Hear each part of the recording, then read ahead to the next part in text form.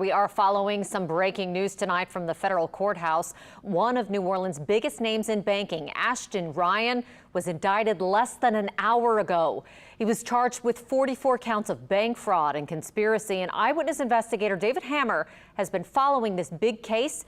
He has the latest for us. Ashton Ryan built a reputation after Hurricane Katrina as a trusted local banker. The founder and president of First NBC Bank would go on WWL radio every week and share his financial insights. But Ryan was indicted Friday on 44 federal counts of bank fraud and conspiracy, accused of lining his pockets while he was sending his bank into a spectacular $1 billion collapse.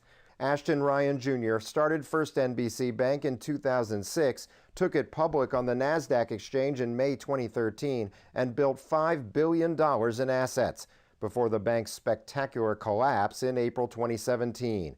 It was the largest bank failure in Louisiana history and the largest in the country in the last decade.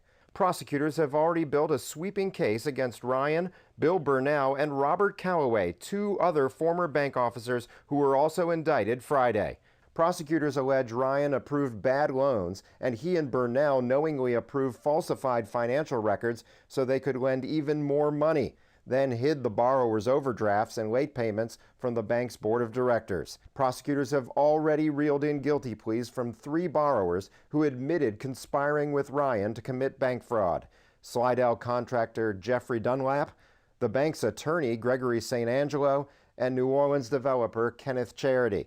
And in the last month and a half, 3 more borrowers were charged with bank fraud conspiracy: Kenner Hotel owner Mike Vera, Mississippi developer Gary Gibbs, and Metairie businessman Warren TREME. All told, the 6 borrowers owe the bank more than $250 million when it collapsed. And prosecutors say Ryan got them to funnel more than $2 million of it to him or his businesses. David Hammer, Eyewitness News. That indictment charges Ryan with 44 counts, Burnell with 34 counts, Calloway with 17 counts, and businessman and borrower Frank Adolph with 3 counts. Defense attorney Eddie Castang said he's very proud to represent Ashton Ryan, but has not had a chance to review the indictment. He says Ryan continues to maintain his complete innocence and will fight that indictment.